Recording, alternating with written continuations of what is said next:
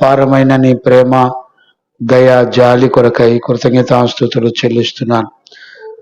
1 Timothy పత్రిక 1 అధ్యాయం 18, 19, 20 వచనాల ద్వారా మీరు మమ్మల్ని అందరినీ దర్శించి మాతో మాట్లాడుతున్నందుకు కృతజ్ఞతాస్తుతులు చెల్లిస్తూ, ప్రభువా, ఈ పరిచర్యలకు విరోధంగా పోరాడుతున్న శత్రువుని సిగ్గుపరిచి నీ వాక్కును ఆత్మను పంపి మమ్మల్ని అందరినీ మీరు దర్శించినందుకు స్తోత్రాలు చెల్లిస్తూ యేసు నామంలో అడిగి పొంది ఉన్నాము తండ్రి, ఆమేన్. ప్రార్థన ఆలకించి అడిగినవన్నీ పొందుకునే భాగ్యం ఇచ్చి నడిపించిన యేసయ్యకు స్తోత్రము చేయదము. స్తోత్రం, స్తోత్రం, స్తోత్రం, స్తోత్రం. తండ్రి, కుమార, పరిశుద్ధాత్మ దేవునికి స్తోత్రము చేయదము. స్తోత్రం, స్తోత్రం, స్తోత్రం, స్తోత్రం, స్తోత్రం. ఆమేన్. మంచిది నాన్న. మనందరం కూడా 1 తిమోతి పత్రిక ధ్యానం చేసుకుంటా ఉన్నాము. ఈరోజు కూడా దేవుడు తన ఆత్మ ద్వారా, వాక్కు ద్వారా మనలందరినీ దర్శించును గాక. ఆమేన్. చూడండి అన్న, మనం 1 తిమోతి పత్రిక 18, 19, 20 వచనాలు లాస్ట్ సాటర్డే రోజున మనం ధ్యానం చేసుకుంటూ వచ్చాం.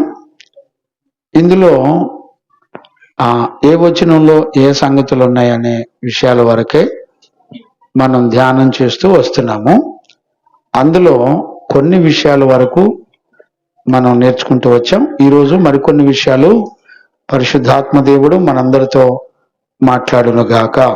ఆమేన్. చదవన్నానా? 1 తిమోతి పత్రిక 18, 19, 20 వచనాలు చదువుకుందాం. చదువు. నా కుమారుడువైన తిమోతి, నీవు విశ్వాసమును మంచి మనస్సాక్షి కలిగిన వాడవై. నా కుమారుడువైన తిమోతి, నీవు విశ్వాసమును మంచి మనస్సాక్షి కలిగిన వాడవై, నిన్ను గూర్చి ముందుగా చెప్పబడిన ప్రవచనముల చొప్పున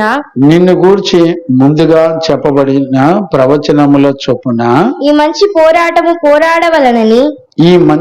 పోరాటము పోరాడవలనని వాటిని బట్టి ఈ ఆజ్ఞ నీకు అప్పగించుచున్నాను. వాటిని బట్టి ఈ ఆజ్ఞను అన్న సువార్తను అన్న ఒకటే. సువార్త పరిశుద్ధులకి, అపోస్తులకు అప్పగింపబడినప్పుడు ఆజ్ఞగా అప్పగించబడినట్లుగా మనం పరిశుద్ధ లేఖనాల్లో చూడొచ్చు. మీకు ఇంకా సందేహంగా ఉంటే మత్తయి సువార్తలో గనక మనం చూస్తే, మత్తయి సువార్త 28వ అధ్యాయం 19 వచనం నుండి మనం చదువుకోవచ్చు. మత్తయి సువార్త 28వ అధ్యాయం. నిహాల్ బాబు బైబిల్ తీయకూడదా నాన్న? చదువు. కాబట్టి మీరు వెళ్ళి సమస్తమైన జనులను శిష్యులుగా చేయుడి. తండ్రి యొక్కయు, కుమారుని యొక్కయు, పరిశుద్ధాత్మ యొక్కయు నామములోనికి వారికి బాప్తీసం ఇచ్చుచు నేను మీకు ఏ ఏ సంగతులను ఆజ్ఞాపించితినో. ఇప్పుడు చూడండి, ఏ సువార్త అయితే యేసుక్రీస్తు 12 మంది అపోస్తులకి ప్రకటించాడో దానిని ఏమేమి మీకు ఆజ్ఞాపించితినో, సువార్త అనేది ఆజ్ఞతో కూడా ఆజ్ఞాపించబడేది అనేటువంటి సంగతిని మనం చూడొచ్చు. ఏమన్నా మనం చూడొచ్చు. ఆజ్ఞగా ఇవ్వబడినట్లుగా మనందరం కూడా దీన్ని గుర్తుపట్టి గమనించాలి. మళ్ళొకసారి ఆ మాట చదువుకుందాం. మత్తయి సువార్త 28వ అధ్యాయం 20వ వచనం మళ్ళొకసారి చదువునానా?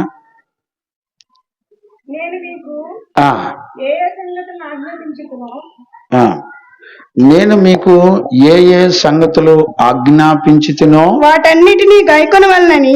ఇప్పుడు చూడండి, వాటన్నిటినీ గైకొనవలనని వారికి బోధించుడి. ఇప్పుడు చూడండి, వారికి బోధించుడి. ఇదిగో నేను యుగ సమాప్తి వరకు సదాకాలం మీతో కూడా ఉన్నానని వారితో చెప్పాను. ఇప్పుడు గమనించండి, దేవునికి మహిమ కలుగునగాక. ఇప్పుడు తిమోతికి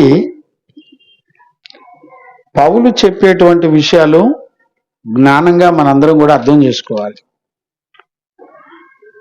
తిమోతికి ఇవ్వబడిన ఆజ్ఞ ప్రకారముగా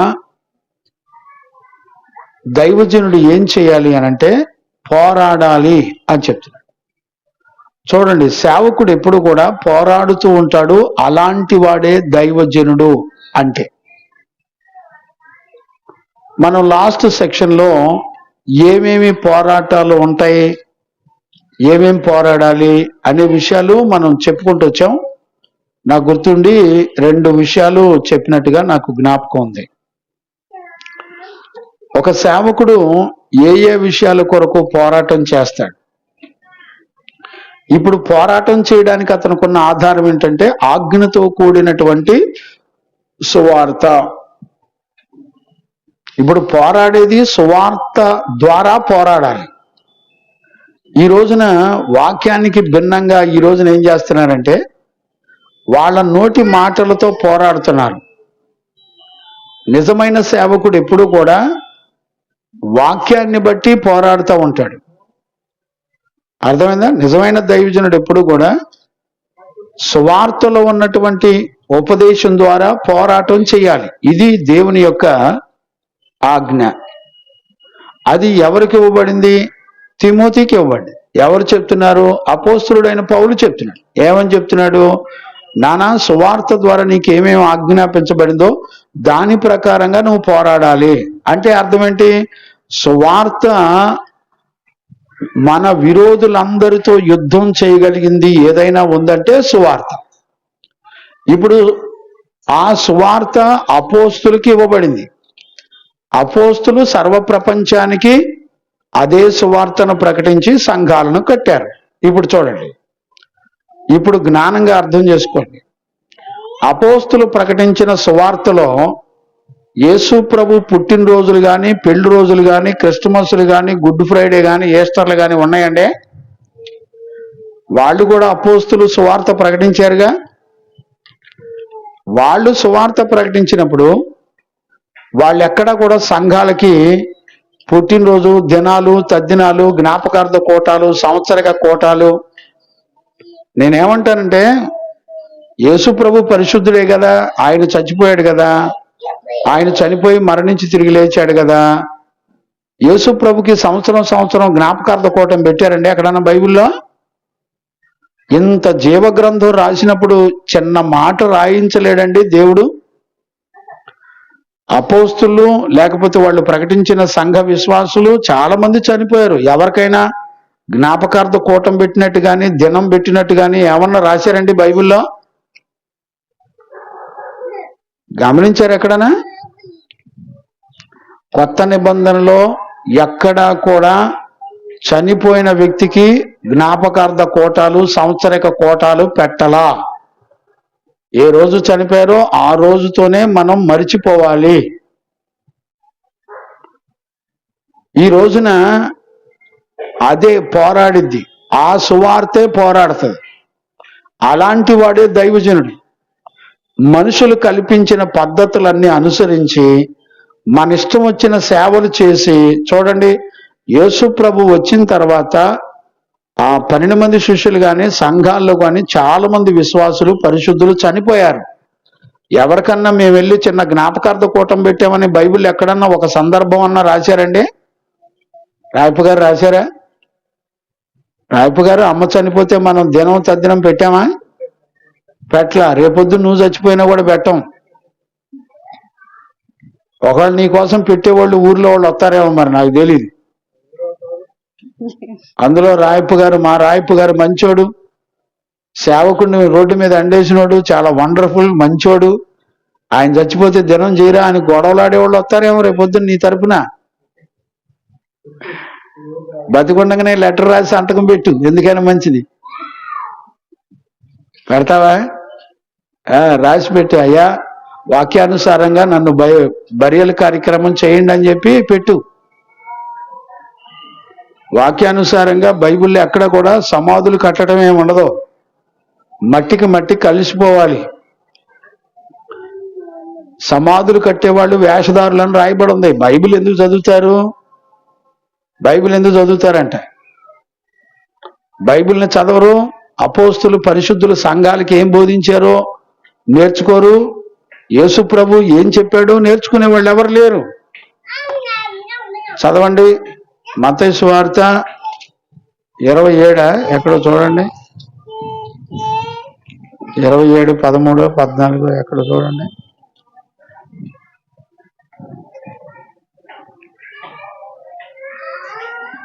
దొరికిందా? వారు గోరీలు కట్టెదరు.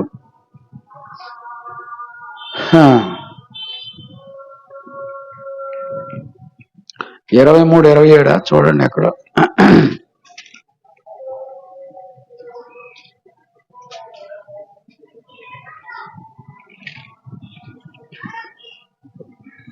అయ్యో వేషధారులైన శాస్త్రులారా. వచ్చిన నాన్న 23, 27. అయ్యో వేషధారులైన శాస్త్రులారా, వేషధారులైన శాస్త్రులారా, పరిసయ్యులారా, మీరు సున్నం కొట్టిన సమాధులను పోలి ఉన్నారు. మీరు సున్నం కొట్టిన సమాధులను పోలి ఉన్నారు. అవి వెలుపల శృంగారంగా అగపడును గాని లోపల చచ్చిన వారి ఎముకలతోనూ సమస్త కల్మషముతోనూ నిండి ఉన్నవి. అలాగే మీరు వెలుపల మనుషులకు నీతిమంతులుగా అగపడుచున్నారు గాని లోపల వేషధారణతోనూ అక్రమముతోనూ నిండి ఉన్నారు. 29 అయ్యో వేషధారులైన శాస్త్రులారా, పరిసయ్యులారా, మీరు ప్రవక్తల సమాధులను కట్టించుచు, మీరు ప్రవక్తల యొక్క సమాధులను కట్టించుచు, నీతిమంతుల గోరీలు అంటే సమాధులు శృంగారముగా గోరీలను శృంగారించుచు, మనము మన పితరుల దినములలో ఉండిన ఎడల ప్రవక్తల మరణ విషయములో వారితో పాలవారమై ఉండకపోదుమని చెప్పుకుందరు. అందువలననే మీ ప్రవక్తలను చంపిన వారి కుమారులై ఉన్నారని మీరే సాక్ష్యము చెప్పుకొనుచున్నారు. గుర్తుపట్టారా? అయ్యో వేషధారులైన శాస్త్రులారా, పరిశీలారా, మీరు మీ ప్రవక్తల సమాధులను కట్టించుచు, నీతిమంతుల గోరీలను శృంగారించుచు ఏం కట్టిస్తున్నారు? ఎవరిళ్ళు? వేషధారులు. ఆ రోజుల్లో యేసు ప్రభు దినాల్లో వేషధారులైన శాస్త్రులు, పరిసయ్యులు వీళ్ళంతా ఏం చేసేవాళ్ళంటే సమాధుల్ని గోరీలు కట్టించుకోవచ్చు, వాళ్ళ పేర్లు పెట్టి సంవత్సరం వెళ్ళి సమాధుల చుట్టూ తిరిగి సమాధులకి రంగులు వేసుకొని ఆనందపడే బ్యాచ్. ఇప్పుడు కాదు, కొత్తగా. అంతేనా రాయప్ప గారు? ఆర్సీఎంలు ఏం చేస్తారు? సచ్చినోళ్ళ సమాధులకు వెళ్ళి అగరొత్తులు ఒదిగిచ్చి కొబ్బరికాయలు కొట్టి పనికి మాలిన సంత, అదొక బ్యాచ్. వాక్యాన్ని నమ్మేవాడు ఎవరు లేరు. యేసు ప్రభు స్వయంగా చెప్తున్నాడు, వీళ్ళు ఎవరంటే వేషధారులు. వీళ్ళు ప్రవక్తల పేర్లు చెప్పి వాళ్ళకు సమాధులు కట్టి అడావుడి చేస్తూ ఉంటారు. వీళ్ళు ఎవరు అని దేవుడు చెప్తున్నాడంటే వేషధారులు. చనిపోయిన మనిషిని పాతి పెట్టిన తర్వాత అది మట్టిలో కలిసిపోవాలి, సమాధులు కట్టకూడదు.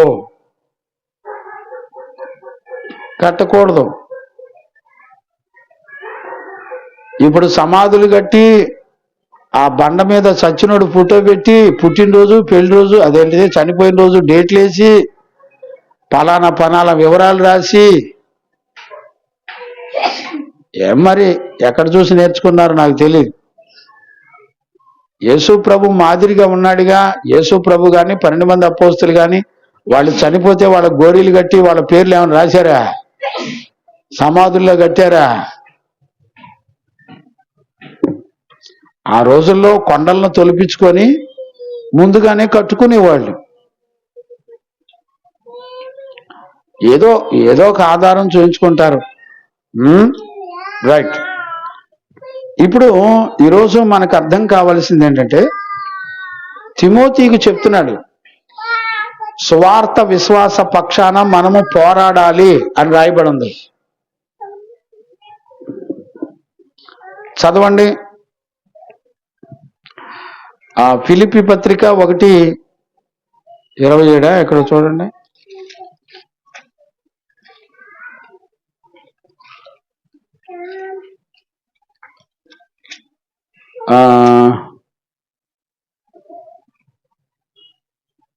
చదవండి నాన్న, 27 నుంచి చదువు. నేను వచ్చి ఆ.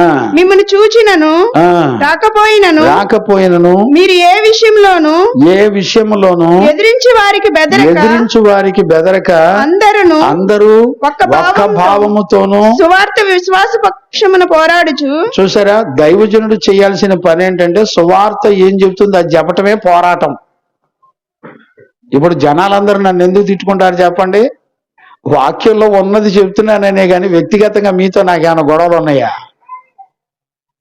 చెప్పండి? ఎవరితోనూ వ్యక్తిగతంగా గొడవలు లేవు నాకు. సువార్తలో ఉన్న జీవితం కాకుండా వేరొక పద్ధతులు అనుసరిస్తే అయ్యా అలా వద్దు అంటాను.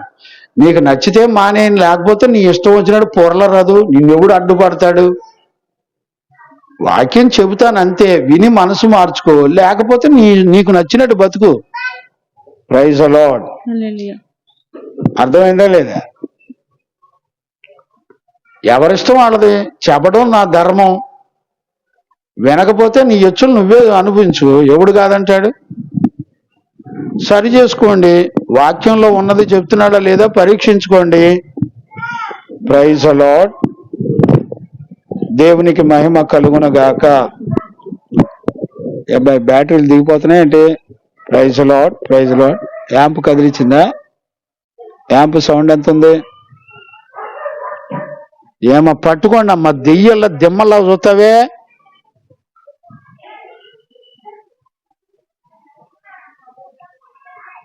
Praise the Lord, praise the Lord, praise the Lord. Amp power ఉందా లేదా? అక్కడ ఏం తిప్పిందో చూడు. Praise the Lord, praise the Lord, praise the Lord. Right, praise the Lord. చాలే. ఇప్పుడు చూడండి, ఒక సేవకుడు విశ్వాస పక్షాన పోరాడాలి. Praise the Lord, praise the lord. చూడండి, అంతొద్దున్నాను. Right. Praise the Lord, praise the Lord, praise the Lord, praise the Lord, praise the Lord. సరి కదిలిచ్చు. Praise the Lord, praise the Lord, praise the Lord, praise the Lord. Right, okay. చూడండి, పౌలు తిమోతికి ఏమని చెప్తున్నాడంటే, Timothy నువ్వు విశ్వాస పక్షాన నువ్వు పోరాడాలి. ఆ రోజున ఫిలిప్పీ సంఘానికి చెప్పబడిన మాట ఏంటంటే, చూడండి, మీరు ఏ విషయములలో ఎదిరించు వారికి బెదరక అందరూ ఒక్క భావముతో సువార్త విశ్వాస పక్షాన పోరాడుచు ఏక మనసు గలవారై నిలిచి ఉన్నారని నేను మిమ్మల్ని గూర్చి వినులాగున మీరు క్రీస్తు సువార్తకు తగినట్లుగా ప్రవర్తించండి. ఏమంటే నేను అడుగుతున్నాను, క్రీస్తు సువార్తలో చెప్పని సంగతులు మీరు ఎందుకు చేస్తున్నారు? మీ సంఘాల్లో ఎందుకు అలవాటు చేశారు? ఇదే దుర్బోధ అంటే. సువార్తలో మీరు చేసే పండగలు ఆచారాలు ఎక్కడన్నా బైబిల్లో ఉన్నాయా? ఎవరన్నా పరిశుద్ధులు సేవకులు ఎవరన్నా నేర్పారా సంఘాలకి? నేర్పలా. మరి నీకు భయం అనిపిట్లా? దేవుని వాక్యంలో లేనిది నువ్వు చేయడానికి నీకు ఎన్ని గుండెలు, ఎంత ధైర్యం? ఒక సేవకుడు ఎలా పోరాడతాడంటే సువార్తలో విన్న సత్యాన్ని బోధించి పోరాడతాడు. అంటే పోరాడేది ఏంటి? సువార్తలో దేవుడు ఏ విషయాలు అయితే చెప్పాడో అదే విషయాలు చెప్పటం అనేది ఒక పోరాటం. అలాంటి వాళ్ళనే సేవకులు అంటారు. మరి నీకు పోరాటం దేన్ని బట్టి వస్తుంది? పాస్టర్స్, మీకు సంఘంలో పోరాటాలు దేన్ని బట్టి వస్తున్నాయి? నువ్వు సత్యవాక్యం చెబితేనేగా నీకు పోరాటం వచ్చేది. వాక్యంలో ఇటు చెబుతుందమ్మా, నువ్వు ఇటు చేయకూడదని చెబితే నీకు పోరాటాలు వస్తాయి. ఇప్పుడు వాక్యాన్ని కలిపి చెరుపుకొని మనుషుల చేత కల్పించిన దుర్బోధలు చెప్తా ఉంటే ప్రజలందరూ సంతోషపడతారు. నీ దగ్గర కుప్పల జనం రమ్మంటే ఎందుకు రారు? ఎందుకంటే మనుషుల్ని సంతోషపెట్టే బోధలయ్యి. సువార్త విశ్వాస పక్షాన వాక్యం ఎలా చెబుతుంది అందం మోసకరం అని చెప్తుంది. అందం వద్దు, పువ్వులు వద్దు, అలంకరణలు వద్దు, రంగులు వద్దు, మేకప్లు వద్దు, ఇష్టాలు వద్దు, స్టార్లు వద్దు, లైట్లు వద్దు. ఇవన్నీ కూడా దేవుని వాక్యానికి భిన్నమైనటువంటి పద్ధతులు. పండగలొద్దు, ఆచారాలొద్దు. పండగలు ఆచరిస్తున్నప్పుడు పరిశుద్ధులు అపోస్తులు పడిన ప్రయాస వృధా అయిపోద్దని రాశాడు. ఇవన్నీ ఖండిస్తున్నాననే కదండి అందరూ చుట్టుపక్కల అంతా గొడవలాడేది నాతో. ఇవన్నీ వాక్యం ఖండిస్తుందా, నేను ఖండిస్తున్నానా? చూశారు ఎప్పుడన్నా బైబిల్? వాక్యం ఖండిస్తుందా, నేను ఖండిస్తున్నానా? వాక్యంలో లేనిది నేను చెప్తున్నానా, ఇతరులు చెప్తున్నారా? చూసుకోరు. ఎందుకని? సువార్తను నమ్మినోడు మనుషుల బెదిరింపులకి, ఎవ్వడు బెదిరింపులకు బెదర్రు. నీకు చేతనైతే సత్యవాక్యం చెప్పు, సరి చేసుకోకపోతే నీ ఇష్టం. నేను మీ దగ్గరికి వచ్చి మీరు సరి చేసుకోకపోతే మీకు వార్నింగ్ ఇస్తున్నాను నేనేమన్నా? నాదేమైంది, సువార్త చెప్తాను అంతే. సువార్తలో ఏ విశ్వాసం ఉందో, సువార్త పోరాడేది ఏంటి? సువార్త నేను కాదు కదా. వాక్యం అర్థం చేసుకొని సరి చేసుకోండి, సంఘాలను సరి చేసుకోండి. తెలియక చేశాం, ఇప్పుడు వాక్యం అర్థమైంది, జాగ్రత్త పడదామని చెప్పండి.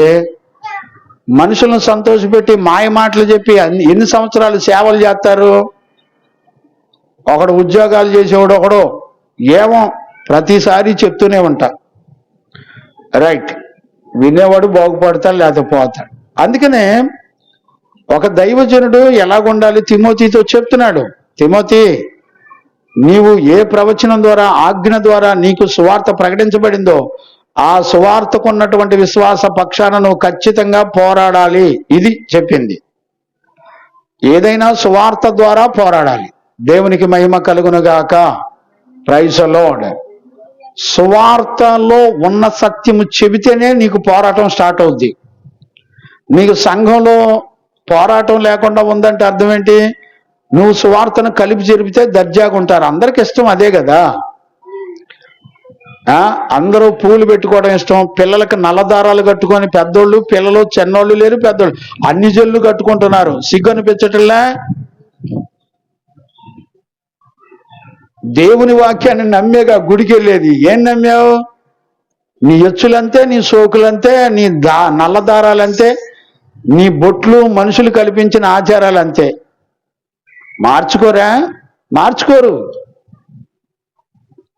వాళ్ళకు అనుకూలమైన ఏదో ఒక మాటను, అక్షర జ్ఞానాన్ని ఒకవైపు పెట్టుకొని మేము ఈ వాక్యాన్ని నమ్మేమంటారు అంతే.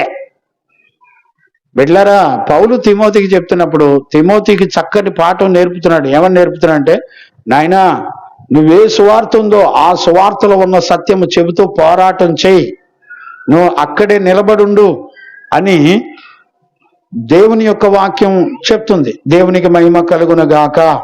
Praise the lord. ఇప్పుడు చూడండి నాన్న, ఒక మాట నేను జ్ఞాపకం చేస్తాను. చూడండి నాన్న, చూడండి యోధా పత్రికలో 3వ వచనం కూడా చదవండి నాన్న. యోధా పత్రికలో 3వ వచనాన్ని కూడా చదవండి. ప్రియులారా, మనకందరికీ కలుగుడు రక్షణ గూర్చి, మనకందరికీ కలిగిన రక్షణను గూర్చి మీకు రాయవలెనని విశేషాసక్తి గలవాడనై, విశేషమైన ఆసక్తి కలిగిన వాడనై ప్రయత్నపడుచుండగా పరిశుద్ధులకు ఒక్కసారే అప్పగింపబడిన బోధ నిమిత్తము, చూడండి, పరిశుద్ధులకు ఒక్కసారే అప్పగించబడిన బోధ నిమిత్తము మీరు పోరాడవలనని. ఇప్పుడు చూడండి, బోధించబడినప్పుడు ఆ బోధించబడిన వాక్యానుసారంగా నడవటం అనేదే పోరాటము. పోరాడవలనని మిమ్మును వేడుకొనుచు మీకు వ్రాయవలసి వచ్చెను. చూడండి, పోరాటం చెయ్యాలని మీకు బోధించబడుతుంది. వాక్యానికి భిన్నమైన ఆశల చేత సంఘము, సేవకులు మోసగించబడుతున్నారు. అందుకనే సువార్త నువ్వు చెప్పేటప్పుడు ఆ బోధ ప్రకారంగా నువ్వు ఖచ్చితంగా చెప్పటం అనేది ఒక పోరాటం. ఇప్పుడు చెప్పండి, ఈ రోజున సేవకులకి పోరాటం లేదంటే అర్థం ఏంటి? వాక్యంలో లేనిది ఉన్నది కలిపి సంఘాన్ని రెడ్ హ్యాండెడ్గా మోసం చేస్తున్నారు. సాతాను ఏం చెప్పి మోసం చేసింది అవ్వ ఆదామును చెప్పండి? తింటే చస్తావని దేవుడు చెప్తే ఎగ్జాక్ట్లీ ఆపోజిట్ వాడు తిను చావవు అని మాట్లాడింది. ఇదే దుర్బోధ. దేవుడు మాట్లాడిన దానికి రివర్స్ లో బోధించేదే దుర్బోధ. వాక్యంలో లేని పనులు చేయటమే దుర్బోధ. చేయమాకండి, మానుకోండి. మానుకుంటే ధన్యులు మీరే. వాక్యం చూపించి సరి చేసుకోండి. దేవునికి మహిమ కలుగునుగాక. Praise the lord. ఎంతో చక్కటి విషయాలు పరిశుద్ధ జీవ గ్రంథంలో సూటిగా చెప్తున్నా కూడా మమ్మల్ని తిడుతున్నాడు, మమ్మల్ని అట్ట అంటున్నాడు అనుకుంటే నేనేం చేస్తాను? నాకేం పని మిమ్మల్ని తిట్టడానికి? నాకేం పని పాటలేదా? నోరు నాలుకను జ్ఞానంగా చక్కగా ఉపయోగించండి. నేడు మరణమును జీవమును చూడండి, నాలుగు వశంలోనే ఉన్నాయి. జీవన మరణాలు నాలుగు వశములని రాయబడి ఉంది. రేపొద్దున మనం మాట్లాడిన మాటలన్నిటికీ తీర్పు రోజున లెక్క చెప్పాలి. ఏం చెప్తారు చెప్పండి? దేవునికి మహిమ కలుగునుగాక. Praise the lord. అందుకనే ఒక రోజు తీర్పు రోజు ఉంది. ఆ రోజున మనందరం కూడా లెక్క చెప్పాలి. చదవండి నాన్న, లూకాసు వార్తలో 13:24 కూడా చదవండి. లూకాసు వార్త 13వ అధ్యాయము 24వ వచనం చదవండి. ఆయన వారిని చూచి ఇరుకు ద్వారమున ప్రవేశింప పోరాడు. ఇప్పుడు చూడండి, పోరాడాలంటే ఇరుకు ద్వారం కావాలి. ఇరుకు ద్వారమున ప్రవేశింప పోరాడండి. అనేకులు ప్రవేశింప చూతురు గాని, అనేకులు ప్రవేశింపాలని చూస్తారు గాని వారి వల్ల కాదని మీతో చెప్పుచున్నాను. ఇప్పుడు చూడండి, ఇరుకు ద్వారం అంటే ఏంటి? సువార్తలో చెప్పినట్టు, అపోస్తులు సంఘాలకు చెప్పినట్టుగా సువార్త ప్రకారంగా నడవటం అనేది ఇరుకు ద్వారం. ఇరుకు ద్వారంలో ఏముంది? నిత్య జీవం ఉంది. ఇరుకు ద్వారం అంటే ఎవరు? ఇప్పుడు యేసుక్రీస్తు. అంటే యేసుక్రీస్తు తండ్రి తన వాక్యము ద్వారా తండ్రి తన చిత్తాన్ని ఎలాగూ నెరవేర్చాడో మనం కూడా సువార్తలో చెప్పిన సత్య సువార్త ద్వారా మనం కూడా సువార్తలో చెప్పబడింది కాకుండా వేరొకటి ఏది కూడా అనుసరించకూడదు. అందుకనే లోకంలో విశాలమైన మార్గాలు ఉన్నాయి. లోకంలో వాళ్ళకు నచ్చినట్లు, వాళ్ళకు అనుకూలంగా మనుషుల చేత కల్పించబడిన పద్ధతులు, దైవోపదేశాలని బోధించి విశాలమైన మార్గాల ద్వారా బోధించబడి చక్కగా ప్రజల్ని రెడ్ హ్యాండెడ్గా పచ్చిగా మోసం చేస్తూ, అదేమనంటే మేము పాస్టర్లం, మేము సేవకులం, మేము మా వెనకెవరో తెలిసినా, మా ముందెవరో తెలిసినా, మా మినిస్ట్రీ ఏంటో తెలిసినా. ఏంది నీ మినిస్ట్రీ? మినిస్ట్రీగా ఫౌండర్లు ఎవరు? మనుషులా దేవుడా?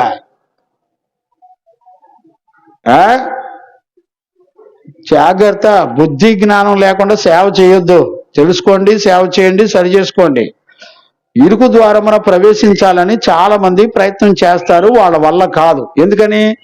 వాళ్ళ ఇష్టాలని చంపుకొని, వాళ్ళ కోరికలను చంపుకొని, వాళ్ళ ఆశలను చంపుకొని, పితరులు నేర్పిన పద్ధతులు చంపుకొని, వాక్యాన్ని నమ్మి వాక్య ప్రకారంగా జీవించాలంటే ఎవరికి నచ్చదు. నువ్వు పండగలో మనుషులు కల్పించిన ఆచార పద్ధతులు సంఘంలో అలవాటు చేయి, వేల మంది ప్రజలు సంఘంలో ఉంటారు. అంతేనా రాయప్ప గారు? అందుకని ఇరుకు ద్వారం అనేది ఏంటి? పోరాటం. సువార్త చెప్పినట్టుగా పర్లేదులే, కళ్ళు మూసుకో. సువార్త చెప్పినట్టుగా సువార్తలో ఉన్నటువంటి జీవితం చెయ్యాలంటే అది ఇరుకు, అది చాలా కష్టం, ఇబ్బంది. ఇవాళ దుర్బోధలకు అలవాటు పడి సంఘము ప్రజలు మోసగించబడుతున్నా కూడా సత్యవాక్యం అమ్మ అలా కాదు, ఇది సత్యం, జాగ్రత్త, మోసపోవద్దని చెప్పినా కూడా అదేమనంటే మేము అసలు తాట తీసేస్తాం, అసలు ఆయన కలవాలి, ఆయన సంగతి చూస్తాం అనేటట్టు ఉన్నారు. ఎందుకు చూస్తారు? మిమ్మల్ని ఏమైనా వ్యక్తిగతంగా తిట్టానా, దూషించానా? చెప్పండి. వ్యక్తిగతంగా నీకు నాకేమైనా కక్షలు ఉన్నాయా, తారమల్యాలు ఉన్నాయా? వాక్యాన్ని బట్టి గొడవలు ఉంటే మంచిదే. ఎందుకంటే విశ్వాసికి అవిశ్వాసికి పొంతన ఉండదు. ఒక వరలో రెండు కత్తులు ఇమ్మడం. ఒక ఇంటిలోనే ఇద్దరికి ముగ్గురు వేరై ఉంటారు, ముగ్గురికి ఇద్దరు వేరై ఉంటారని వాక్యం చెప్తుంది. ఇద్దరు సత్యాన్ని నమ్ముకుంటారు, ముగ్గురేమో అసత్యాన్ని నమ్ముకుంటారు ఒక ఇంట్లోనే. చూడండి, రకరకాలుగా ఉంటారు ప్రజలు. అందుచేత ఇరుకు ద్వారమున ప్రవేశింప పోరాడండి. ఇరుకు ద్వారం అంటే యేసుక్రీస్తును పోలినటువంటి జీవితం, అదే నిత్య జీవం. యేసుక్రీస్తుని ఎవరైనా మెచ్చుకున్నారండి? ఎవరో మెచ్చుకోరు. ఆయన కూడా సేవ చేశాడు, సువార్త ప్రకటించారు. లోకము నన్ను ద్వేషించింది గనక మిమ్మల్ని కూడా ద్వేషించిద్దని ఖచ్చితంగా వాక్యం చెప్పబడింది. ఇప్పుడు యేసుక్రీస్తునందు నిజంగా విశ్వాసం ఉంచి సత్యవాక్యాన్ని ఉన్నదన్నట్లు బోధించు. నీ దగ్గరికి ఎంతమంది జనం వస్తారో చూద్దాం. పండగలు మానే, అపోస్తులు సంఘాలకు ఎక్కడా నేర్పలేదని పద్ధతులు మార్చు, వాక్యానుసారంగా మార్చు. నీ దగ్గరికి ఎంతమంది వస్తారో చూస్తా నేను. మనుషుల ఇష్టాలని నెరవేర్చు. అక్కడ తండోపతండాలుగా మనుషులందరూ ఆనందపడుతూ వస్తారు. ఇప్పుడు నన్ను ఏమని ఎగతాళి చేస్తున్నారు తెలిసినా? నీకు ముగ్గురేగా, నలుగురేగా, ఎవడున్నాడు నీకు? గోడలకు చెప్పుకోవటమేగా. అంతే మరి. సత్యవాక్యం చెప్పేటప్పుడు ఎవడొస్తాడు? గోడలకే చెప్పుకొని చచ్చిపోతాం. బాధేం లేదు. దేవునికి మహిమ కలుగును గాక. Praise the lord. నిన్నటి దినాన లాస్ట్ సెక్షన్ లో ఏ ఏ విషయాల్లో పోరాటాలు జరుగుతాయో 2 విషయాలు నేను చెప్పాను. 2 విషయాలు లేఖనాల్లో మనం చూసుకుంటూ వచ్చాం. చూడండి, ఆ వచనాలు మళ్ళొక్కసారి నేను జ్ఞాపకం చేసుకొని ముందుకెళ్తాను. నేను చూడండి,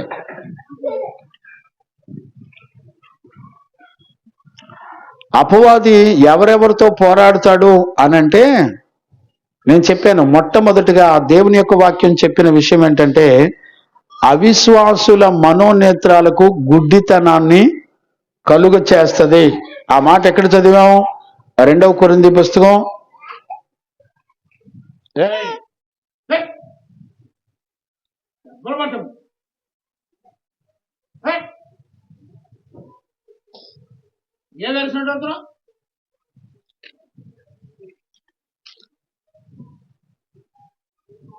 చదువునానా? ఏం చెప్తున్నాను ఇప్పుడు? 2వ కొరింథీ పుస్తకం 4వ అధ్యాయం 3-4 వచనాల నుంచి చదువునానా? 2వ కొరింథీ పుస్తకం 4వ అధ్యాయం 3-4 వచనాల నుంచి. మా సువార్త, ఇప్పుడు జాగ్రత్తగా వినండి. లాస్ట్ సెక్షన్ లో చెప్పాను, ఈ సెక్షన్ లో కూడా మరలా చెప్తున్నాను, జాగ్రత్తగా అర్థం చేసుకోండి. మా సువార్త మరుగు చేయబడిన ఎడల నశించుచున్న వారి విషయంలోనే, గమనించారా? నశించిపోతున్న వారి విషయాలలోనే మరుగు చేయబడి ఉన్నది. అంటే నశించిపోయి పాతాళానికి వెళ్ళేవాడికి ఈ వాక్యాలు అర్థం కాదు. అపోస్తులు ఆ రోజున సంఘాలకు ఏం చెప్పారో అది అర్థం కాదు. నశించిపోయేవాడికి ఈ వాక్యాలు అర్థం కాదు. దేవుని స్వరూపి అయిన క్రీస్తు, క్రీస్తు మహిమను కనపరచు సువార్త ప్రకాశము. చూడండి, యేసు క్రీస్తు యొక్క మహిమను కనపరిచిద్దంట సువార్త. అంటే సువార్త ఎవరిని చూపిస్తుంది? క్రీస్తు యొక్క మహిమను చూపిస్తుంది. ఈ రోజున ఏం చేస్తున్నారు? యేసు క్రీస్తు సువార్తలో ఉన్నటువంటి క్రీస్తు యొక్క మహిమను చెప్పకుండా మనుషుల చేత కల్పించబడిన ఆచారాలు, పద్ధతులు నేర్పి జనాల్ని దగ్గరుండి గుడ్డోళ్ళ చేసి నరకానికి తీసుకెళ్తున్నారు. ఇందాక మనం మత్తయి సువార్తలో చదివాం కదా, 23లో వాడెల్లడు 13, 14, 15 వచ్చిన వాడెల్లడు పరలోకానికి వెళ్ళే వాళ్ళని ఎల్లనీరని వాళ్ళు అడ్డుపడతారన్న ఉంటుంది చూడనా. అయ్యో అయ్యో వేషధారులైన శాస్త్రులారా, పరిసయ్యులారా, మీరు మనుషుల ఎదుట పరలోక రాజ్యమును మూసేస్తారు, మీరందులో ప్రవేశింపరు. వచనం ఎంతమ్మా? 23:13. మీరందులో ప్రవేశింపరు, మీరు అందులో ప్రవేశించరు, ప్రవేశించే వారిని ప్రవేశింపనీయరు. ఇప్పుడు పరలోక రాజ్యాన్ని సిద్ధపడేవాడిని పరలోక రాజ్యానికి వెళ్ళనీరు, దగ్గరుండి నరకానికి తీసుకెళ్తారు ఈ బ్యాచ్ అంతా. వాక్యంలో స్పష్టంగా మాట్లాడుతున్నా మా దుర్బోధకులే మాకు కావాలి, మా సేవకులు అంటే ఏమనుకుంటున్నావని నీకు నువ్వు సంకలు కొట్టుకుంటున్నావు. వాక్యంలో దైవజనుడు అంటే ఎలాగుంటాడో సువార్త దేవుని మహిమను ప్రకటిస్తుంది. ఆయన మహిమ కలిగిన సువార్తలో ఇలాంటి మనుషుల చేత కల్పించబడిన ఆచార పద్ధతులు ఎక్కడా కూడా అపోస్తులు ప్రకటించలా. మరి నువ్వెక్కడ నేర్చుకొని ప్రకటిస్తున్నావు? మనుషులు బైబిల్ చూడరండి, మనుషులు చూస్తారు. ఎంతకాలం గుడ్డోళ్ళు ఈ మనుషులను చూసి మోసపోతారు? వాక్యాన్ని చూడండి, వాక్యానికి గతింపు లేదు, వాక్యానికి ముగింపు లేదు. ఇప్పుడు మనకు కనపడేటువంటి భూమి ఆకాశాలు గతించిపోవచ్చేమో కానీ వాక్యంలో ఒక పొల్లు సున్నా కూడా పోదు. కళలు పోతాయి, దర్శనాలు పోతాయి, ప్రవచనాలు పోతాయి, అవన్నీ నిరర్ధకమైపోతాయి, కానీ వాక్యం ఎల్లప్పుడూ నిలిచి ఉంటది. వాక్యంలో దేవుడు ఏం కోరుకుంటున్నాడో చూసి నేర్చుకోవడం మంచిది. ఏమండి, నేను తప్పు చెప్తున్నానా? ఇదే వాక్యాలు మీరు చెప్పేటప్పుడు ఏం చెప్తారు చెప్పండి? ఇదే రెఫరెన్సులు మీరు మీ సంఘాలకి ఏం బోధిస్తారు చెప్పండి? ఏదో ఒకటి కలిపి చెరిపి దాన్ని ఏదేదో అద్భుతం చేసి చూపిస్తారు. నష్టపోయేది మనమే. మళ్ళీ చదువునానా, చెవిగల వాళ్ళు వింటారు. అయ్యో వేషధారులైన శాస్త్రులారా, పరిసయ్యులారా, మీరు మనుషుల ఎదుట పరలోక రాజ్యమును మూసేస్తారంటే పరలోక సంబంధమైన దేవుని మహిమను కనపరిచే సువార్త ఏం చెబుతుందో మనుషులకు చెప్పరు. మరేం చెప్తారు? అందులో ప్రవేశింపరు. మీరు ఎల్లరో పరలోక రాజ్యానికి వెళ్ళేవాడిని వెళ్ళెవరు, అందులో మీరు ప్రవేశించరు. ప్రవేశించే వాళ్ళకి అడ్డంగా నిలబడతారు. చెప్పండి, ఏమర్థమవుద్ది చెప్పండి? భయం ఉందంటారా? దేవుని వాక్యం స్పష్టంగా మాట్లాడుతుంటే భయపడేవాళ్ళు లేరు. దేవునికి మహిమ కలుగును గాక. Praise the Lord. హల్లెలూయా. అందుకనే ఈ యుగ సంబంధమైన దేవత మీ మనోనేత్రాలకి గుడ్డితనాన్ని కలగజేస్తుంది అని దేవుని యొక్క వాక్యం చెప్తుంది. అంటే అవిశ్వాసులైన వారి మనోనేత్రాలకు గుడ్డితనాన్ని కలుగజేస్తుంది. అవిశ్వాసులకు గుడ్డితనాన్ని కలుగజేస్తుంది ఎవరో? అపవాది. అందుకనే దైవజనుడు ఆ గుడ్డితనంలో ఉన్నటువంటి దేవుని ప్రజలను, సంఘాలని కాపాడి, అందుకనే సత్య సువార్తను యేసు ప్రభు 12 మంది శిష్యులకి ఏది బోధించాడో అదే బోధించి వాళ్ళను కాపాడుకోవాలి. ఈ రోజున అలాగ ఉన్నారండి. దాన్నే పోరాటం అంది వాక్యం. మరి ఏ పోరాటాలు పోరాడుతున్నారు? అదేమనంటే నన్ను క్షమించినారంట. ప్రభు పలురు పాస్టర్ గారిని క్షమించయ్యా. నేనేం అన్యాయం చేశాను నాయనలారా? ఎవరికేం అన్యాయం చేశాను నేను నన్ను క్షమించడానికి? నేను సువార్త విశ్వాస పక్షాన పోరాడుతున్నాను. చూసుకో వాక్యం. నా గురించి నువ్వు ప్రార్థన చేసేదేంది? నీ ప్రార్థన తిరిగి నీ ఎదలోనికే వస్తుంది, గుర్తుపెట్టుకో. దేవునికి మహిమ కలుగును గాక.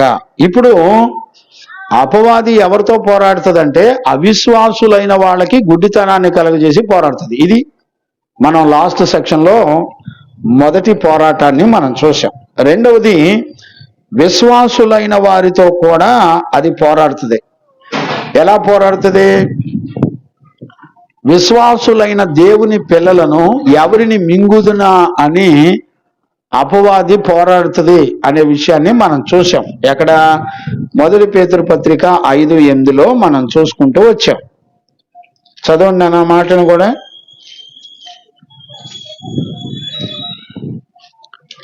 మొదటి పేతురు పత్రిక 5వ అధ్యాయం 8వ వచనం.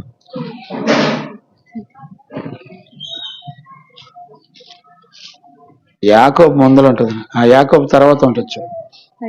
ఎబ్రి యాకోబు తర్వాత నిబ్బరమైన బుద్ధి గలవారై ఇప్పుడు చూడండి, నిబ్బరమైనటువంటి బుద్ధి కలిగిన వారై మెలకుగా ఉండండి.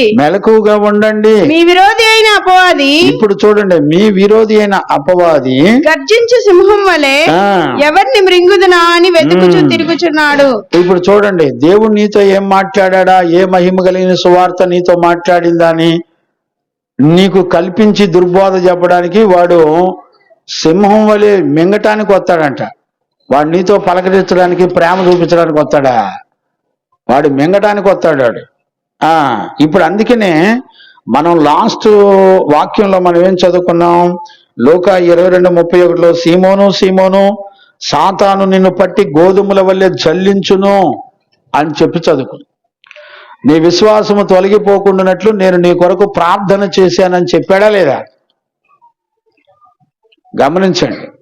సీమోను సీమోను, ఇదిగో సాతాను మిమ్మును పట్టి గోధుమల వలె జల్లించుటకు పట్టుకొని మిమ్మల్ని గోధుమల వలె, అంటే దేవుని పిల్లల్ని, విశ్వాసుల్ని సువార్తలో ఉన్నటువంటి మహిమ కలిగిన సువార్తను నమ్మనీయకుండా కల్పించబడిన దుర్బోధల చేత వాక్యాన్ని నమ్ముకున్న వాళ్ళను కూడా మోసం చేసి దోచుకెళ్ళిపోతారు. ఇదిగో ఈడు దుర్మార్గుడు, ఈడు అబద్ధీకుడు, ఈడు దుర్బోధ చేస్తున్నాడని తిడతారు.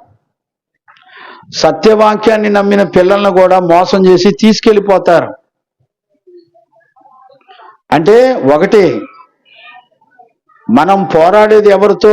అవిశ్వాసులకు గుడ్డితనాన్ని కలగజేస్తున్న, దేవుని పిల్లల్ని మోసం చేస్తున్న అపవాదితో మనం పోరాడాలి. రెండవది, విశ్వాసం కలిగిన దేవుని పిల్లలు, సత్యాన్ని, వాక్యాన్ని నమ్మినటువంటి దేవుని పిల్లల్ని మోసం చేస్తూ ఉంటది. ఎవరిని మింగుదునా అని ఆచారాల్లో, మనుషులు కల్పించిన పద్ధతుల్లో, ఇష్టాల్లో, కోరికలో నిన్ను మోసం చేసి దైవజనుడు లేనప్పుడు ఒకలాగా, దైవజనుడు ఉన్నప్పుడు ఒకలాగా వేషం వేసుకొని తిరుగుతూ ఉంటారు. దైవజనుడు సంఘం లేరనుకోండి, ఇళ్లలో ఫంక్షన్లకి ఎక్కడికైనా వెళ్ళాలంటే ఇక వాళ్ళ అందం, సౌందర్యం అప్పుడు బయటపడిద్ది. ఏమంటే రాయప్ప గారు, అంతేనా? ఫెయిర్ అండ్ లవ్లీ అప్పుడు బయటపడిద్ది. దేవునికి మహిమ కలుగును గాక. ఇవన్నీ కూడా లాస్ట్ సెక్షన్ లో మనం ఆల్రెడీ చూసాం. ఇప్పుడు చూడండి, ఇంకొక విషయాన్ని నేను జ్ఞాపకం చేస్తాను. భార్యాభర్తల మధ్యలో, అవిశ్వాసులైన భార్యాభర్తల మధ్యలో దూరతాడు. ఒకటి, అవిశ్వాసులకు మనోనేత్రాలు గుడ్డితనాన్ని కలుగజేస్తాడు. వాటి నుంచి పోరాడి సత్యవాక్యాన్ని చెప్పి వాళ్ళని కాపాడుకోవాలి. రెండవది, విశ్వాసం కలిగిన పరిశుద్ధులను, దేవుని వాక్యాన్ని ప్రేమించి వాక్యానుసారంగా నడిచే వాళ్ళకి సాతాను ఎవరిని మింగుదునా అని ఈ భూ సంబంధమైన ఆచారాలు, వడ్డీలు, చీటీలు, వ్యాపారాలు, ఆందం, సౌందర్యాలు ఇవన్నీ చూపించి, లోకాశలను చూపించి మోసం చేస్తుంది. అలాంటి వాళ్ళ నుంచి సత్యవాక్యాన్ని ప్రకటించి కాపాడుకోవాలి. మూడవది, భార్యాభర్తల మధ్యలో, కుటుంబాల మధ్యలో దూరతాడు అపవాది. చూడండి, 1 కొరింథీ పత్రిక 7వ అధ్యాయం 3 నుంచి 5 దాకా చదవన్నానా? 1 కొరింథీ పత్రిక. భర్త భార్యకును అలాగుననే భార్య భర్తకును వారి ధర్మములను నడపవలను. వారికి అనుగ్రహించబడిన దేవుడిచ్చిన ధర్మములను, వివాహ జీవిత యొక్క ధర్మములను జరిగించవలెను. భర్తకే గాని భార్యకు తన దేహం పైన అధికారం లేదు. భార్య దేహం పైన భర్తకే గాని వేరొక పురుషులకి అధికారం లేదు. అలాగున భార్యకే గాని భర్తకు తన దేహం పైన అధికారం లేదు. ప్రార్థన చేయుటకు మీకు సావకాశం కలుగునట్లు కొంతకాలం వరకు ఉభయుల సమ్మతి చొప్పున ఒకరినొకరు ఎడబాయకూడదు. మీరు మనసు నిలుపలేకపోయినప్పుడు సాతాను మిమ్మల్ని శోధింపకుండానట్లు తిరిగి కలుసుకొనుడి. ఇప్పుడు ఇక్కడ కుటుంబంలో సాతాను ఎక్కడుంది? ఎక్కడ పనిచేస్తుంది చెప్పండి? సాతాను మాట ఎక్కడొచ్చింది? మిమ్మల్ని శోధించకుండా మీరు కలుసుకోండి. సాతాను మిమ్మల్ని శోధిస్తాడు. చూడు ఆడు ఎవరి దగ్గరికి వచ్చాడాడు? భార్యాభర్తల మధ్యలో దూరతాడు. ఏ విషయాల్లో దూరతాడు? కుటుంబ జీవితం చేయనీయకుండా దూరతాడు. భర్త మీద భార్యకి తప్ప మరి వేరొక స్త్రీకి అధికారం లేదు. అలాగే భర్త మీద భార్యకి తప్ప, భార్య మీద భర్తకు తప్ప వేరొకళ్ళకి అధికారం లేదు. వాళ్ళిద్దరి మధ్యలో ఒకరి మీద ఒకరు అధికారాన్ని మోసం చేసి ఆశలు చూపించి, చూడండి బైబిల్లో ఏముందంటే నీ పొరుగు వారి భార్యను నువ్వు ఆశించొద్దు అని రాయబడింది. నీ పొరుగు వారిది ఏది కూడా ఆశించకూడదు అని రాయబడింది. ఇప్పుడు చూడండి కుటుంబ వ్యవస్థలో అపవాది ఎలా దూరాడు చెప్పండి, ఎలా దూరతున్నాడు చెప్పండి, గుర్తుపట్టారా? ఈ రోజుల్లో గుర్తుపట్టే వాళ్ళు ఎవరూ లేరు. అందుకనే కుటుంబ జీవితాల్లో సాతాను చొరబడకుండగా పరిశుద్ధులు దగ్గరుండి వాక్యాన్ని చెప్పి, అమ్మా మీరు ఖచ్చితంగా కుటుంబ జీవితం చెయ్యండి, ఎక్కడా కూడా స్త్రీ పురుషుణ్ణి, పురుషుడు స్త్రీని ఎడబాసి ఉండకూడదు, కన్ఫామ్ గా దేవుని యొక్క వాక్యం చెప్తుంది. దేవునికి మహిమ కలుగునుగాక. Praise the lord. చూడండి నెక్స్ట్, చర్చిలో సేవ చేస్తున్న పాస్టర్లను టార్గెట్ చేస్తుంది. మీరు కావాలంటే 1 తిమోతి పత్రిక 3వ అధ్యాయము 5-6 వచనాలు చదువుకోవచ్చు.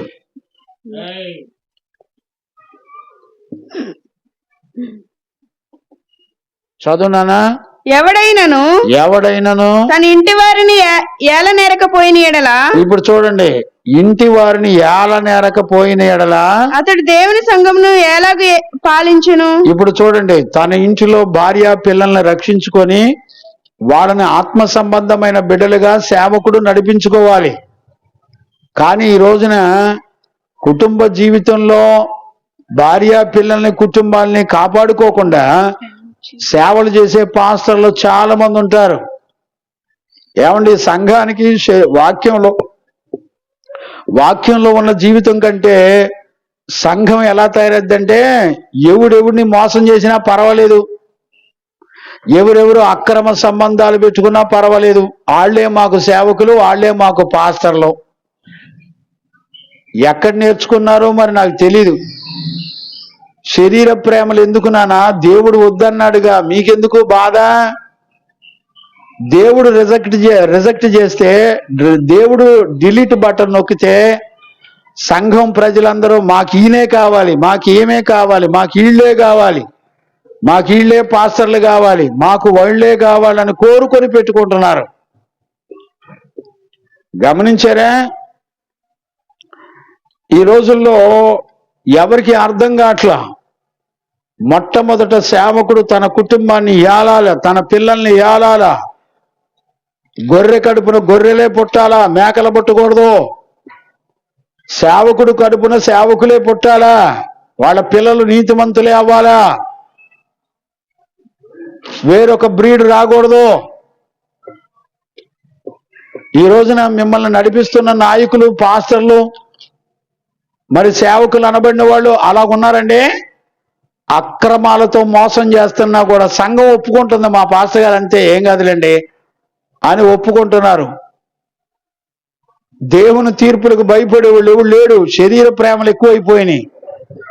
దేవుడు రిజెక్ట్ చేసిన దాన్ని మనం ఎందుకు నా శరీర ప్రేమలు చూపించి ఆప్యాయత చూపించేది?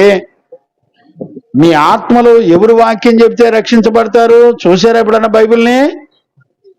తన ఇంటిని ఏలాలి. వాక్యంలో లేని అక్రమమైన రిలేషన్స్ పెట్టుకొని అక్రమమైన పద్ధతుల్లో సేవ చేస్తూ ఆనందపడే వాళ్ళు ఎక్కువ. అందుకనే ఆ మాట మళ్ళీ ఒకసారి చదువునానా? 3-5-6 వచనాలు. 1 తిమోతి 3వ అధ్యాయం 5-6 వచనాలు. ఎవడైనను తన ఇంటి వారిని ఏలనేరకపోయిన ఎడల, తన ఇంటి వారిని ఏలనేరకపోయిన ఎడల అతడు దేవుని సంఘమును ఎలాగ పాలించును. అతడు దేవుని యొక్క సంఘమును ఎలా చేస్తాడు? అతడు గర్వాంధుడై. ఇప్పుడు చూడండి, ఇంటిని ఏలలేకపోతే వాడు గర్వాంధుడై అపవాదికి కలిగిన శిక్షావిధికి, చూడండి, అపవాదికి ఏ శిక్ష ఉందో ఆ శిక్ష ఆడికి ఉంటది. వాక్యాన్ని చూసేవాడు ఎవడు లేడు, వాక్యాన్ని చూసి భయపడేవాళ్ళు ఎవరు లేరు. శరీర ప్రేమలో వలకపోస్తూ అక్రమాల చుట్టూ తిరుగుతూ మోసపోతున్న సంఘ పిల్లల జాగ్రత్త. వాక్యపు వెలుగులో చూసుకోండి ఒక్కొక్కళ్ళు. అపవాదికి కలిగిన శిక్షావిధికి లోబడకుండా. ఇప్పుడు మీ సేవకుడు నెత్తి మీద అపవాది కలిగిన మరణ శిక్ష, పాతాళపు యొక్క శిక్ష ఆడ నెత్తి మీద పనిచేస్తుంది. ఇప్పుడు తండ్రి మీద, దైవజనుడి మీద ఏ అభిషేకం ఉంటుందో అదే అభిషేకం సంఘం మీద కూడా వస్తుంది. మరి ఇక్కడ ఒక వింత సంఘం అయితే ఒకడేమో వాక్యం చెప్తాడు, ఒకడేమో నెత్తి మీద ప్రార్థన చేస్తాడు చెయ్యేసి. మరి ఏ ఊర్లో నేర్చుకొని వచ్చారో నాకు తెలియదు. మరి వీళ్ళకి భయము, భక్తి, దేవుని సంగతులు ఇవన్నీ. దైవజనుడికి రెండంతల తీర్పు ఉంటుంది, ఒళ్ళు దగ్గర పెట్టుకొని బ్రతకాలనే సంగతి అసలు ఎవరికి భయం లేదు. సేవకుడు కానోడు, ఉద్యోగాలు చేస్తూ సేవ చేసేవాడు వాడొచ్చి ఒక కాపరిని అభిషేకిస్తాడట. మరి ఎక్కడ నేర్చుకొని వచ్చి అభిషేకాలు పొందుతున్నారో అర్థం కావట్లా. ఏముందలండి, వాళ్ళ ఆడోళ్లే అభిషేకాలు ఇస్తున్నారు.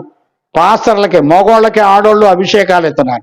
అదేమనంటే అందరూ సమానం అంట, చచ్చిన తర్వాత సమానం. కానీ సంఘంలో కొన్ని క్రమాలు ఉన్నాయి, వాక్యాలు చూసుకునే పని లేదు, ఏమి లేదు. మనుషులకు నచ్చితే చాలు. సేవ ఎప్పుడు కూడా మనుషులకు నచ్చాలా, మనుషులకు నచ్చిన పద్ధతిలో సేవ. ఏమో మరి ఎక్కడ నేర్చుకొని వచ్చారో నాకు తెలీదు, అది దేవునికే తెలియాలి. Praise the lord. దేవునికి మహిమ కలుగును గాక. చదవండి నాన్న. మరొక విషయాన్ని మనం గనుక చూడగలిగితే 2వ కొరింథీ పుస్తకం 11వ అధ్యాయం 2వ వచనం. సంఘాన్ని మోసం చేస్తున్న అపవాది గురించి పౌలు ఏం మాట్లాడతాడో చూడండి.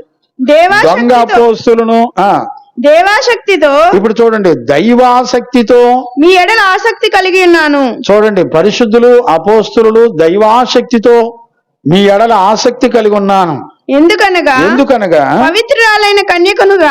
చూడండి, సంఘాన్ని దైవజనుడు దేవుని ఎదుట పవిత్రురాలైన కన్యకనుగా ఒక్కడే పురుషునికి అనగా క్రీస్తుకు సమర్పింపవలనని, యేసు క్రీస్తుకు సమర్పింపవలనని మిమ్మల్ని ప్రదానం చేసి తిని గాని సర్పము తన కుయుక్తి చేత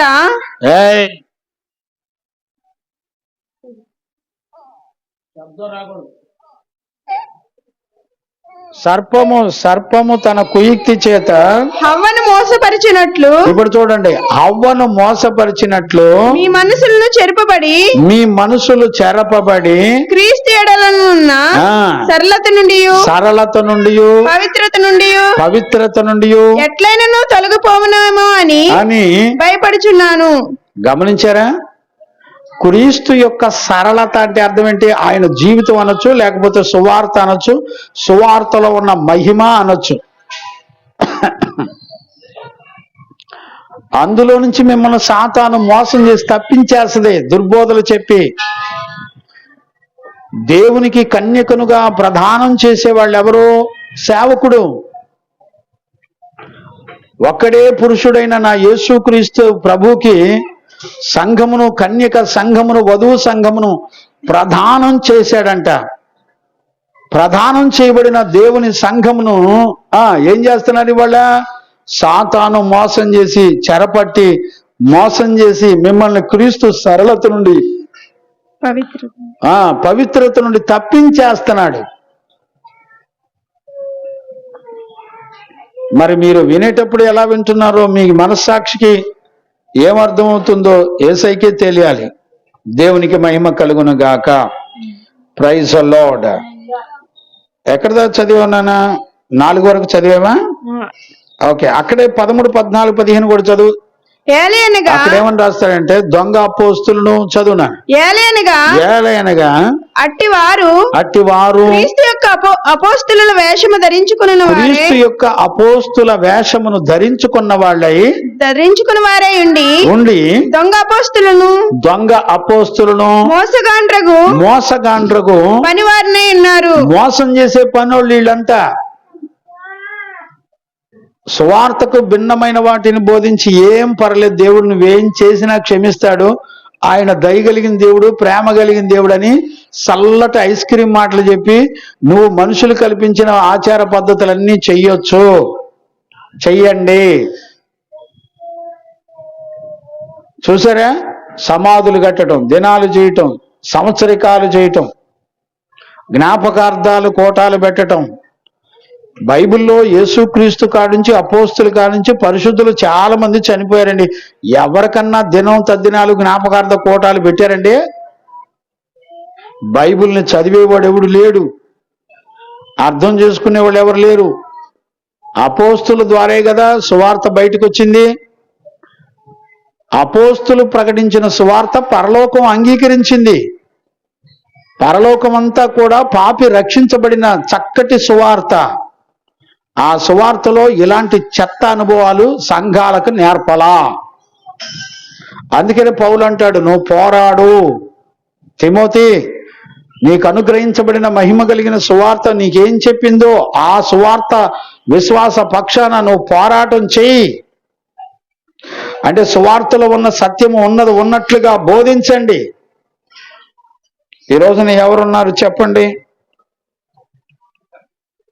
15 వరకు చదివానా? 13 ఒకటే చదివండి. 14 కూడా చదువు. ఇది ఆశ్చర్యం కాదు. ఇప్పుడు చూడండి, పౌలు ఏమంటాడంటే ఇదేం పెద్ద ఆశ్చర్యం కాదు.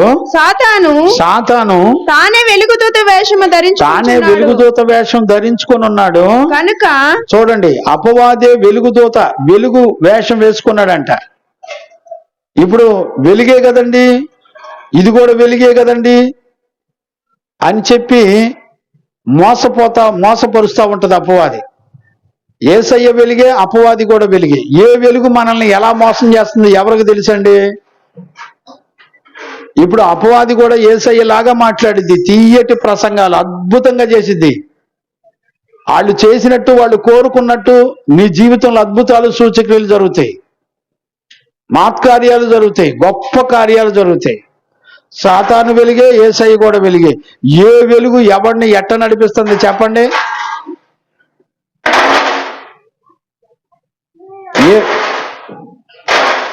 ఏ వెలుగు ఎలా నడిపిస్తుందో చెప్పండి? ఎవరు నడిపిస్తుందో ఎట్ట గుర్తుపడతారు? అందుకనే జాగ్రత్తగా ఉండాలి. దేవునికి మహిమ కలుగును గాక. Praise the lord. మరొక విషయం ఏంటంటే, ఈ రోజున భూమండలం మీద అబద్ధ చర్చిలు, అబద్ధ బోధల యొక్క చర్చిలు విపరీతమైపోయినాయండి. అక్షర జ్ఞానాన్ని బైబిల్ కాలేజీల్లో నేర్చుకొని, అక్షర జ్ఞానాన్ని బోధించుకుంటూ నేర్చుకొని వచ్చి మేము సేవకులు అంటే మేము సేవకులు, మేమెవరో తెలుసా, మేము పెంతుకోస్తూ, లేకపోతే మేము ఓసన్నా, మేము గొంతు కోస్తూ, ఇక వాళ్ళ ఇష్టం, ఎవడు ఇష్టాన్ని బట్టాడు.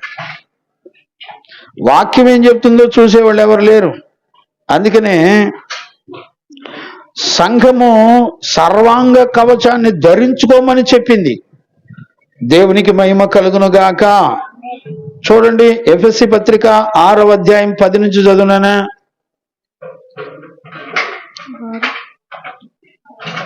తుదకు ప్రభువు యొక్క మహాశక్తిని బట్టి ఆయన యందు బలవంతులై ఉండుడి. చూడండి, యేసు క్రీస్తునందు ప్రకటించబడిన సువార్త విషయంలో ఉన్నట్టుగా నమ్మి బలవంతులుగా ఉండండి. మీరు అపవాది తంత్రములన్నిటినీ కూడా మీరు ఎదిరించాలంటే సత్యవంతులగునట్లు దేవుడిచ్చే సర్వాంగ కవచమును ధరించుకునుడి. గమనించారా? దేవుడిచ్చే సర్వాంగ కవచం ధరించుకోవాలి. దుష్టుడైన అపవాది యొక్క దుర్బోధలను జయించడానికి దేవుడిచ్చే సర్వాంగ కవచాలని ధరించుకోవాలి. అసలు మనిషికి, విశ్వాసికైనా సేవకుడికైనా సర్వాంగ కవచాలు ఉన్నాయా లేదా ఎలా తెలుస్తుంది? ఏలయనగా మనం పోరాడునది శరీరులతో కాదు గాని. ఇప్పుడు చూడండి, మనం పోరాడేది శరీరులతో కాదు, ప్రధానులతోనూ అధికారులతోనూ ప్రస్తుత అంధకార సంబంధులకు లోకనాథులతోనూ ఆకాశ మండలమందున్న దురాత్మల సమూహములతోనూ పోరాడుచున్నాం. చూడండి, ఆకాశ మండలంలో ఉన్నటువంటి వాయుమండలానికి కూడా వాటి అధిపతులు కూడా గ్రేడ్లు ఉన్నాయి.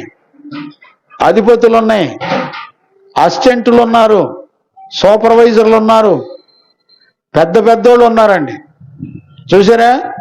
చెరపటానికి వాయుమండలపు శక్తులు కూడా గ్రేడ్లు ఉన్నాయి. ఏం చెప్తారు చెప్పండి? అందుకనే వాటన్నిటిని జయించడానికి మనకి వాక్యం అనేటువంటి సర్వాంగ కవచం, విశ్వాసం అనే సర్వాంగ కవచం, డాలు. గమనించారా? విశ్వాసం, అగ్ని బాణాలు చల్లార్చేటువంటి విశ్వాసం, ఆత్మ సంబంధమైనటువంటి సర్వాంగ కవచాలు మనం ధరించుకోవాలి. సువార్త మనకి, మహిమ కలిగిన సువార్త మనకి సర్వాంగ కవచాలు ఇస్తుంది. దేవునికి మహిమ కలుగునుగాక. Praise the lord. అందుకని ఇప్పుడు తిమోతికి పౌలు చెప్పే విషయాలు అదే. ఈ రోజున దైవజనుడు పోరాటం చేస్తూ దేవుడిచ్చిన సర్వాంగ కవచాలను ధరించుకొని పోరాడాలి. అందుకనే ఇలా కుటుంబాల్లోకి, అవిశ్వాసుల్లోకి, విశ్వాసుల్లోకి, సేవకుల్లోకి, అబద్ధ బోధకుల్లోకి వచ్చి సర్వనాశనం సంఘాలను చేస్తున్నప్పుడు పౌలు తిమోతితో అంటాడు, ఇదిగో మహిమ కలిగిన ఆ సువార్త, శ్రీమంతుడకు దేవుడు అపోస్తులకు ఇవ్వబడిన ఆ మహిమ కలిగిన సువార్త విశ్వాస పక్షాన మీరు పోరాడాలి అని చెప్పబడి. అలాంటి వాడే సేవకుడు. ఎవరు పడితే వాడు సేవకులు కాదు. అందుకనే ఈరోజు రాత్రి ఖచ్చితంగా ఈ విషయాలన్నీ గమనించుకొని మనం ఎలాంటి దైవజనుల దగ్గర ఎదుగుతున్నాం. పోనీ గత కాలంలో మనకు తెలియదు, ఇప్పుడు సరి చేసుకోండి, తప్పే ఉందానికి. సంఘానికి ప్రేమతో చెప్పుకోండి, అయ్యా గత కాలంలో మనం తెలియక మోసపోయాం, ఇప్పుడు అలా కాదు, వాక్యం అర్థమవుతుంది, మనం సరి చేసుకుందాం. నేను చెప్తానండి, రోజు చెప్తా. విని సరి చేసుకున్నవాడు ధన్యుడు. వినకపోతే నేనేం చేస్తాను? ఎవడిష్టం వాడిది. ఎవడికి నచ్చిన సేవ వాడు చేసుకోండి. నేనేం అడ్డం పడుతున్నానా? వాక్యం చెప్పాల్సి వచ్చినప్పుడు చెప్తాం, తప్పే ఉందానికి. వాక్యం చెప్తుంది, నేను చెప్పాలి. వాక్యం ప్రేమ గురించి చెప్తే ఆ సందర్భం వచ్చినప్పుడు ప్రేమను గురించి చెప్తాం. వాక్యం కనికరం గురించి చెప్తే కనికరం గురించి చెప్తాం. వాక్యం దుర్బోధల గురించి చెప్తే దుర్బోధల గురించి చెప్తాం. ఇప్పుడు 1 తిమోతి పత్రిక 1వ అధ్యాయం 3వ వచనం నుంచి 20వ వచనం వరకు దుర్బోధలను గురించి పౌలు ఖండించుకుంటూ వచ్చాడు. మేము కూడా అదే ఖండించుకుంటూ వస్తాం. ఇందులో రోజు చెప్తున్నాడంటే చెప్తాం, అక్కడ రోజు వాక్యాలు కనబడితే చెప్తాం, తప్పే ఉందానికి. దేవునికి మహిమ కలుగును గాక. Praise the lord. కాబట్టి ఈరోజు రాత్రి మనం ఎలాంటి సువార్తను విని నిజంగా ఏ వ్యక్తి అయితే సువార్తను నమ్ముతాడో ఆ మహిమ గల సువార్త విశ్వాస పక్షాన ఖచ్చితంగా మనం శ్రమలు అనుభవిస్తూ పోరాటం చేయాలి. దానికి విరోధంగా లోకమంతా అడ్డం తిరిగి మనలతో పోరాడుతుంది. అందుకనే యేసు ప్రభు సువార్త ప్రకటించేటప్పుడు ఆయన బోధను చూసి ఆశ్చర్యపోయారు. ఎందుకని? ఇదేంటి వింత బోధ బోధిస్తున్నాడు ఈయన, ఇప్పుడు దాకా మనం అదే బోధించాం కదా శాస్త్రులు పరిచయులు, కానీ ఈయన చెప్తున్నప్పుడు ఆశ్చర్యం వేస్తుంది ఏంటి, ఇదేంటి వింత బోధ. అందుకని యేసు ప్రభుని చంపుదామని తిరిగారు. ఇవాళ నీతిమంతులైన సేవకులను కూడా అంతే, సత్యాన్ని చెప్పేటువంటి నీతిమంతులైన దైవజనులను చంపాలని చూసేటువంటి కాలాలు ఇవి. అందుకనే బెదిరింపులకు భయపడకుండా విశ్వాస సువార్త పక్షాన ఖచ్చితంగా మీరు పోరాడండి. మీరు కూడా ఇదే వాక్యాన్ని ఇతరులకు చెప్పండి. పరిశుద్ధులు సంఘాలకి ఏ వాక్యం చెప్పి కాపాడుకుంటూ ప్రభు రాకడకు సిద్ధపరిచారో మనం కూడా సిద్ధపరచాలి. అలాంటి కృప యేసయ్య మనందరికి అనుగ్రహించి నడిపించును గాక. ఆమేన్. ప్రార్థన చేసుకుందాం, మోకరించండి, ప్రార్థన చేసుకుందాం. స్తోత్రం స్తోత్రం స్తోత్రం స్తోత్రం స్తోత్రం స్తోత్రం. మహాపరిశుద్ధుడైన తండ్రి, నీకు కృతజ్ఞతాస్తుతులు చెల్లిస్తున్నాను నాయన. ఈ దినాన్న కూడా 18, 19, 20 వచనాల్లో నుంచి మాతో తేటగా మాట్లాడి మరలా మమ్మల్ని దర్శించి బలపరిచినందుకు కృతజ్ఞతాస్తుతులు చెల్లిస్తూ వింటున్న బిడ్డలందరినీ కనికరించండి. సత్యాన్ని ఉన్నది ఉన్నట్టుగా గ్రహించుకోవడానికి కృప దయచేయండి నాయనా. నీ బిడ్డల జీవితాల్ని, మాతోటి పరిశుద్ధులను, దైవజనులను, సేవకులను, సంఘాలను నాయనా, మా గొల్లపూడి గ్రామ ప్రజలను మీరు కనికరించండి. అందరినీ స్వరక్తం ఇచ్చి సంపాదించుకున్న నీ సొత్తైన ప్రజలు నాయనా, వారందరి మీద నీ కనికరం ఉంచండి, దయనుంచండి. సువార్త సత్యము, సువార్తలో ఉన్న మహిమ ఏ విషయాల గురించి బోధిస్తుందో అది కాకుండా వేరొక దాన్ని నమ్మి మోసపోకుండా నాయనా అలా మోసపోయే దుర్బోధకుల చేతిలో నుండి ప్రజలను జ్ఞానోదయం కలగజేసి వారినందరినీ రక్షించండి. మహిమ గల నీ రాకడ కొరకు సిద్ధపరిచినందుకు కృతజ్ఞతాస్తుతులు చెల్లిస్తూ యేసునామంలో అడిగి పొంది ఉన్నాము తండ్రి. ఆమేన్, ఆమేన్. ప్రార్థన ఆలకించి అడిగినవన్నీ పొందుకునే భాగ్యమిచ్చి నడిపించిన యేసయ్యకు స్తోత్రము చేయదము. స్తోత్రం స్తోత్రం స్తోత్రం స్తోత్రం స్తోత్రం. తండ్రి కుమార పరిశుద్ధాత్మ దేవునికి స్తోత్రము చేయదము. స్తోత్రం స్తోత్రం స్తోత్రం స్తోత్రం స్తోత్రం. ఆమేన్. మన తండ్రి అయిన దేవుని నుండి మన ప్రభు అయిన యేసుక్రీస్తు నుండి పరిశుద్ధాత్మని యొక్క అన్యోన్య సహవాసము సన్నిధి సమాధానం విశ్వసించిన బిడ్డలకును సకల పరిశుద్ధులకును యేసయ్య కృపా సమాధానం మనందరికి తోడైండి నడిపించును గాక. ఆమేన్. హల్లెలూయా హల్లెలూయా హల్లెలూయా. అందరికీ వందనాలు వందనాలు వందనాలు. Praise lord.